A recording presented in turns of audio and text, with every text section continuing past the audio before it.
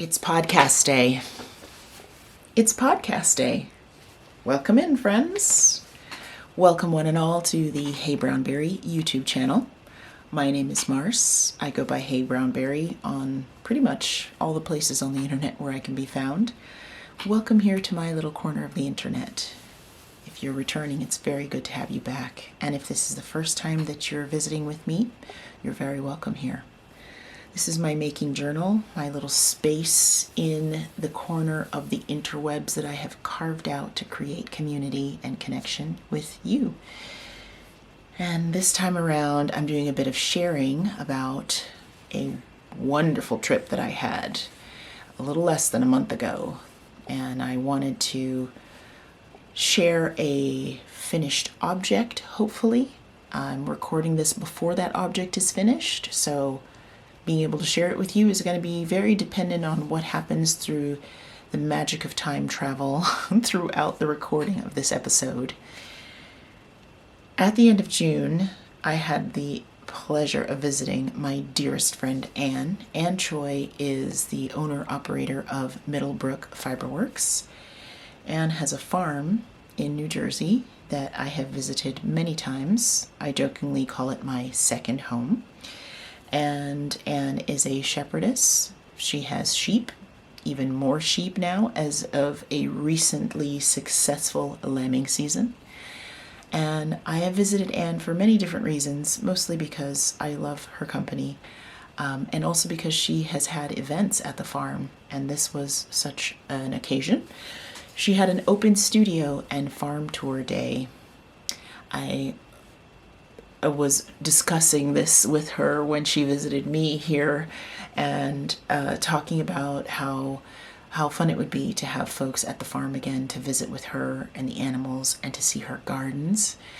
Anne has recently started some planting and had a really fun seedling starting season this year, and now gardens are bursting, and she had some plans to share. She also invited some of her friends and local makers to be vendors so that folks who came to visit for the farm tour and the open studio could benefit from purchasing things, meeting these makers, getting a flavor of local artistry. I've said in the past that I'm a joiner and I love to participate, so I'll also be sharing with you this episode what I managed to take away from the shopping side of the event. Some makes and makers that I really love for you to get to know. Settle in, grab your favorite beverage if that's something you like to do while you're visiting with me, and your favorite project. Whatever it is you're working on, go ahead and let me know in the comments what you're working on while watching this video. If anything, maybe you are not a person who needs to be stitching or creating when you watch podcasts. Maybe you just like to enjoy some virtual company, and that's cool too. But we'll get right into it. So I think I'll start with my haul. I'm not super keen on calling the things that I purchased a haul, but that's how I've heard it referred to when you go somewhere and buy things. I'll share with you one by one what I chose and where they came from. I will do my best to tag or link to any of the makers who are responsible for these beautiful things in the description box below. You can find many of them on Instagram, or if they have a website link, I will include that as well. So first up is some goodies I got from a maker who is named Nickel, and Nickel's company is called Bjorn Handcrafted. I have met Nickel in person before. We have some mutual friends, and it was really nice to spend time with Nickel and see all of the ways in which she expresses creativity. I got a couple of things from Nickel. The first is a set of things that I got because I think they'll make perfect gifts. I believe Nickel told me that her daughter made these. These are handmade beeswax candles. The fact that I'm doing any of this without my glasses on is complete folly. Like, it's silly. We're gonna make it through though, and if I need to get up and get my glasses so as not to mislead you about anything by not being able to read it, I will do that. But let's muddle through. So these candles, scented candles made of beeswax, were too good to resist. I'm one of those people who just cannot really take intense smells, even good ones. I will get headachy or just feel unwell if the smell of something, a fragrance, is too strong. So it struck me immediately that these were subtle but very pleasant. And these are made from beeswax and essential oils, and I bought 5 of them because I want to give them as gifts. This one, as an example, is a honey blossom handmade candle, and it says that it has scents of vanilla, plum orchid, and dahlia. Let's see. Yeah, I think I have that right. So I don't know if you can imagine what those things smell like together, but it is pretty amazing. And I got this style. It comes in a little covered small canister, as well as this style.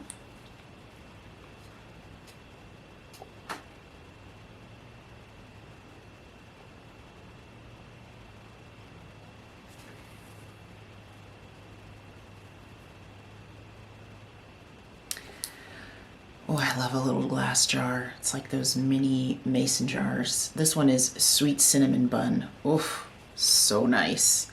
This one also has scents of vanilla and cinnamon bun. This one's got beeswax, paraffin, and some essential oils, and just so cute. I really like it. The tough part will be, I already have the gift recipients in mind, but the tough part will be deciding who gets what scent. I will bear up under this responsibility by smelling them many times over and trying to connect them to the gift recipient. Nicole also had, this is the first thing I bought, something irresistible, a handmade pine needle basket with a lid. Ugh. Let me just pop in this view of Nicole's logo and business card information.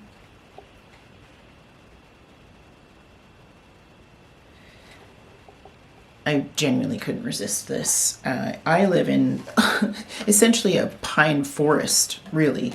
And I have often thought how cool it would be to take the multitudes of pine needles that fall in my yard and turn them into something. But Nicole's already done that for me. So this little basket and its cover are made of pine needles that have been woven and then stitched with thread. Really cute little handle.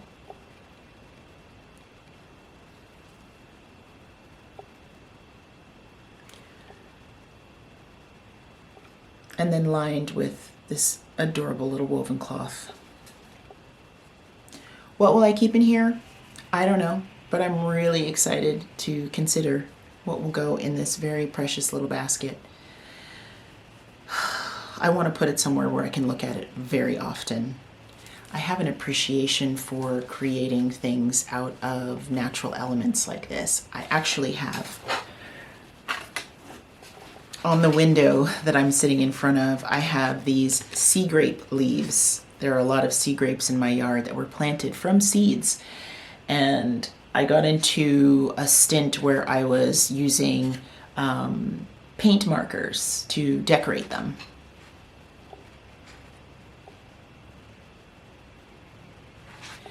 So using things from nature to make other things to look at or to use highly appeals to me, and Nicole has done a beautiful job. And of course, like any good maker, when I mentioned that I'm surrounded by fallen pine needles, she immediately encouraged me to give some basketry a try. Could happen, knowing me. So thank you, Nicole, for some very, very nice early gift-giving items. I'm very excited to share the candles with family and friends, and I will find a good use for that little basket. I'll probably just put it at different parts in the house until it finds its perfect spot. The next thing I couldn't resist is something I often buy at craft markets or as a souvenir from an art museum where artists' work is being featured. It's jewelry. I don't wear a ton of jewelry, but what I do wear often has caught my eye somewhere, and I really love a handmade, unique style, especially for earrings. And a couple of things that I bought at the open studio were jewelry items because I got to meet the makers. So my next purchase was from Jessie, and Jessie is a homesteader who I've met once before. Hi Jessie, if you're watching. Jessie makes all sorts of goodies, including some quilts and really unique jewelry, and Jessie is a spinner and a homesteader, and I could not resist these earrings. I'm hoping I'm going to be able to show them to you so you can fully appreciate why I had to have them. Let's see if this will work.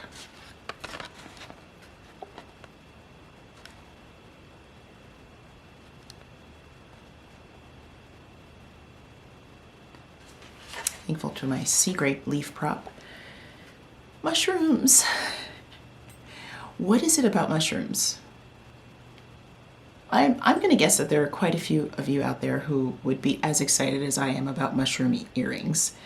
I don't often wear gold, but every now and then I find sort of perfect gold jewelry or accent. And Jessie is very good at picking out motifs and stones and things to add to the jewelry that she makes. And these are so me. It's crazy. Couldn't leave them there. There were several other choices, but had to get the mushrooms because they were just too cute.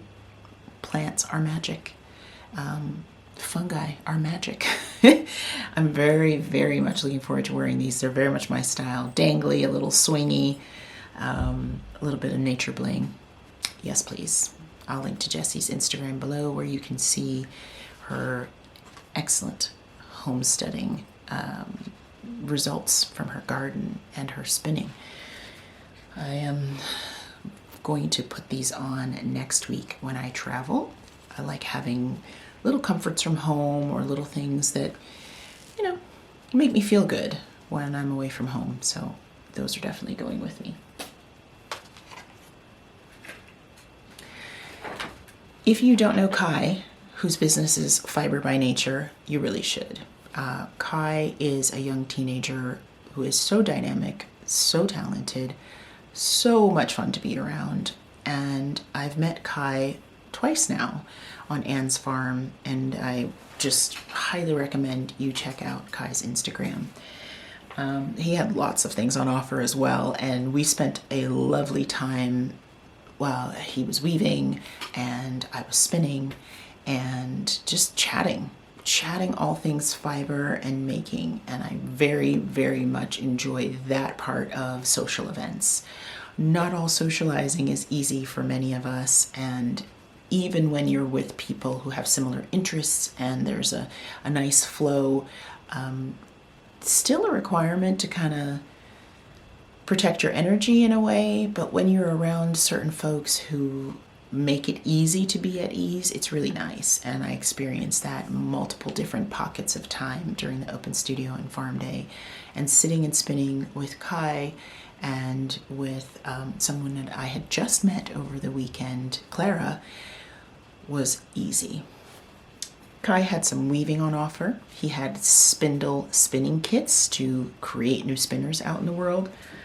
And he had some really cool stickers. I have to go get them. If I only recorded this podcast when I was perfectly prepared, I would never publish an episode. So first, let me show you Kai's business card.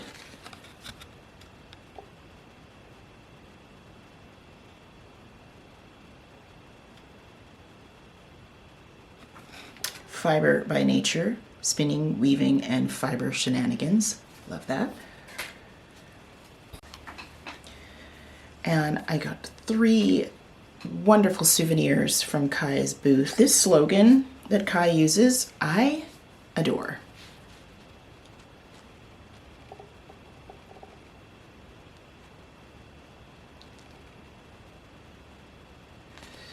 It says keep yarning, which to me is so inclusive. Yarn is at the center of a lot of my making, and that's probably true for you too. But to me, this is so open. I got 3 versions, 2 stickers, and a button. Love a button. Keep yarning to me says, in whatever way you decide to use fiber and turn it into yarn and then create, keep doing that. Knitting, spinning, crochet, weaving, rug hooking, embroidery,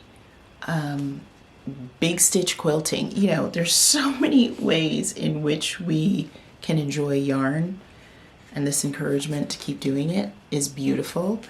And I'm gonna put this, one is definitely going on the back of my computer, and I might use another for gifts, and I might just sport this button the next time I decide to go out and do the peopling. You know, encourage others. Thank you, Kai. These are great. I hope that you get a chance to meet Kai, and if nothing else, check out his Instagram. You'll be very, very impressed by what you see there. Next up, really couldn't see myself leaving Anne's property without some woolly related items. And thanks to Keira, who I met, I didn't have to. Keira is a purveyor of hand spinning fiber and hand spun yarns, and you can find Keira at KeiraWiggins.com, which I'll link below. Keira brought all sorts of gorgeous hand-dyed braids and some Rolags, and I got really tempted by the Rolags.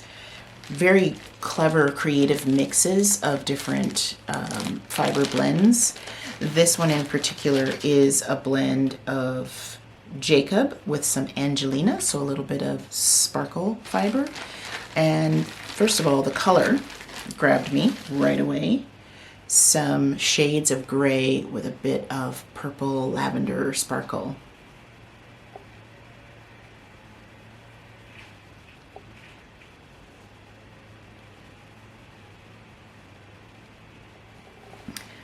I love a Rolag for some woolen spinning. I like this prep in particular. Honestly, sometimes I think the Rolags are so pretty, they're just too cute to use, but I'm either going to use them myself or gift them. I love a handmade or handcrafted gift, or gifting someone the opportunity to try something or to make a project. If I feel that fits where they are in their making journey, that's something I really like to share.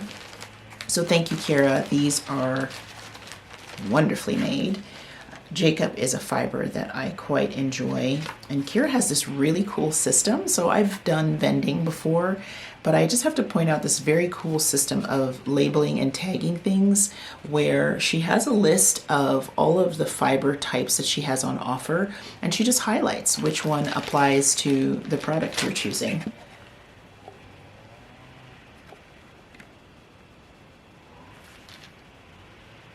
So this is Jacob and Angelina, and you can find Keira at KeiraWXYZ on Instagram. So 50 grams here is a nice amount of yarn to play with, or fiber to play with, and make a nice little skein of yarn. So I haven't decided yet if it's a gift for me or a gift for someone else, but I think I'll be happy either way.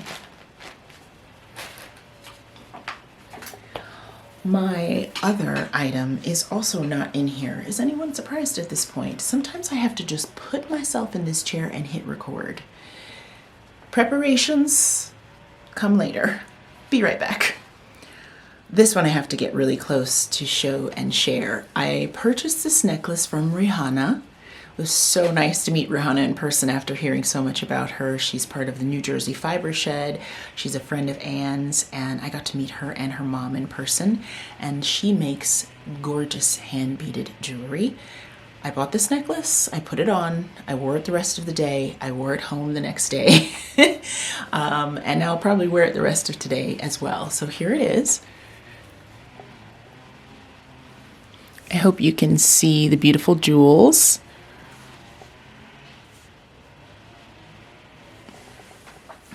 I have on a higher collared shirt today. It's one of my favorite cropped shirts now. It's from Skagit Woolen Works.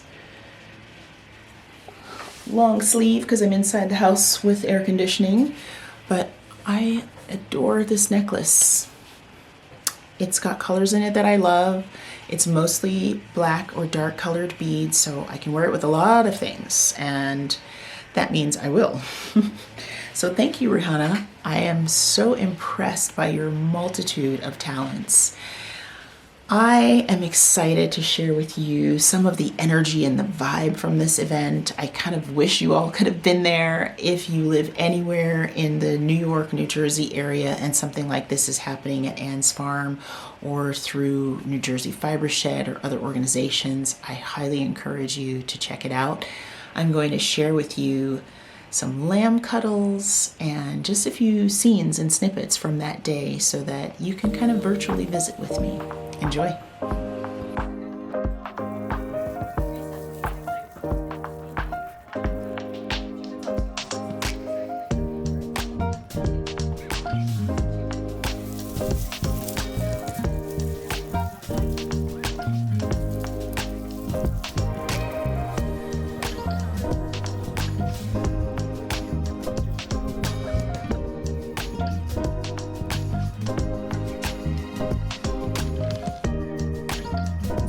Point of me starting these edible flowers.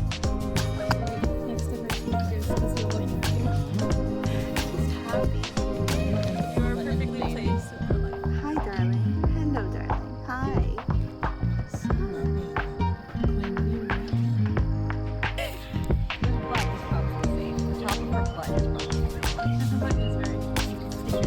She wants to eat my shoe.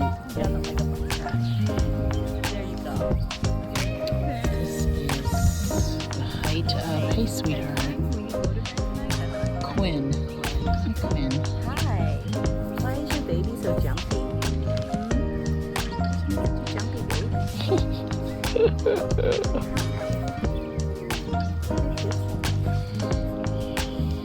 And this is Luna. Luna's like, there's got to be something on you I can eat. Seriously.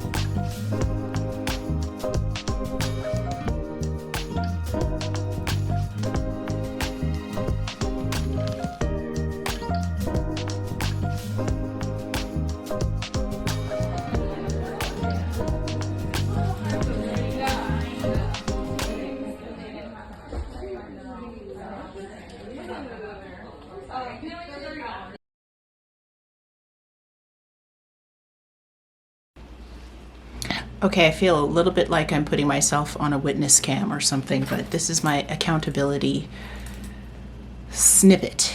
It is Sunday, July 14th, and We're right in week 2 of 3 of the Tour de France, and I have been focused on my spinning more than I even thought I would be. So that's my excuse for being distracted from this project, which I want to finish. You have just seen Anne's beautiful sheep and her farm and her studio, and I want to connect back to that experience by finishing my Rügen top, because Anne's sheep made the wool that's in here. So this afternoon, before I go to bed early, because I have to get up for an early flight, and because I'm not sure that I should take this with me on this trip with it being so close to finished, I am going to finish seaming, and I'm at least going to start the I-cord edging. I've just been hyper-focused on spinning, but I want this done, and I want it blocked, and I want it ready and waiting for my next nearest opportunity to wear it. So now that I intend to include this in this video with the further intention of showing you the finished object at the end of this video, here's hoping this self-accountability works. See you back here sometime soon.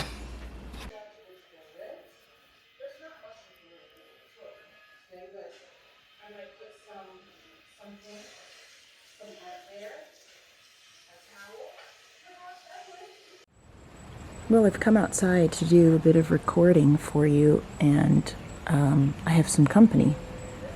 And I don't really want to disturb him or her. See? Right there? I'll hang on until she decides if she wants to find another spot.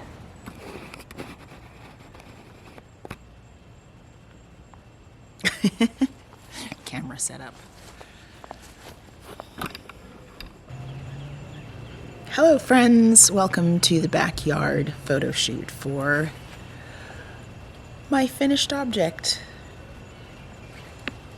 My Rügen top is done. Applause, applause. I love a finished object, and you know that around here we are very open to the projects that take the time that they take. And it has been a few months since I launched into this top project, and I'm thrilled, absolutely thrilled. From yarn to execution to fit and wearability, absolutely thrilled with this. I'll change the angle here just for a bit of some close-ups. So as I've mentioned, this top is knit from side to side, and it uses short rows to create some beautiful detail. The yarn I used is Middlebrook Fiberworks vintage number 8, which is a Shetland silk Ramie blend that gives it some nice drape.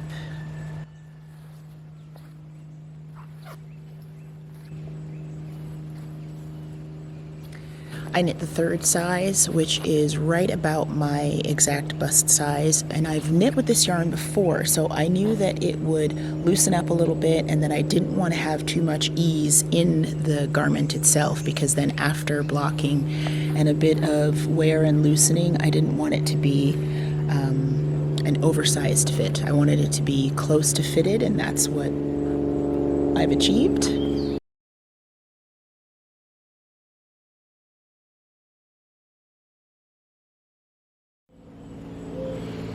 I've let an airplane go by, hoping that you can hear me better. Other details I love: I-cord edging on the neckline. The bottom of the top as well has an I-cord that you create as you go. The neckline I-cord and sleeve I-cord is part of the bind off to finish the top, which actually took me seemingly longer to get to than the actual knitting of the top itself. I can't explain these things. It feels great on. I actually wore this all of yesterday, and I did that because I wanted to wear it in, you know, get comfortable in it, let the stitches fall as they would in normal wearing conditions so that you could see it not too crisp and right off the blocking mat, but more like me pulling it out of my closet and putting it on. I've got it on with some joggers right now. I think because of the top hip, the way it hits my top hip, it's slightly cropped, not too cropped. I could wear it with a skirt, I could wear it over a dress, so I love that kind of functional variety, and I would highly recommend this pattern. This pattern is from the Making Stories magazine, issue 11. If I had to do it again, I would buy the magazine just for this pattern. I think it's flattering. I think it is open to different yarn types, and because it's short-sleeved, I can wear it in this tropical oasis type environment. So I hope you love it too, and thank you for being on the journey of its beginning and completion with me. And yeah, if you have any questions about it, just put them in the comments section and I'll be happy to share. If you're a Ravelry user, I did put up a Ravelry project with some of the details, and I'm just gonna enjoy wearing it inside the house where there's air conditioning and much less humidity. It actually feels pretty great on. That's the beauty of wool and wool blends. So yeah, thanks for sharing my joy in this one, friends.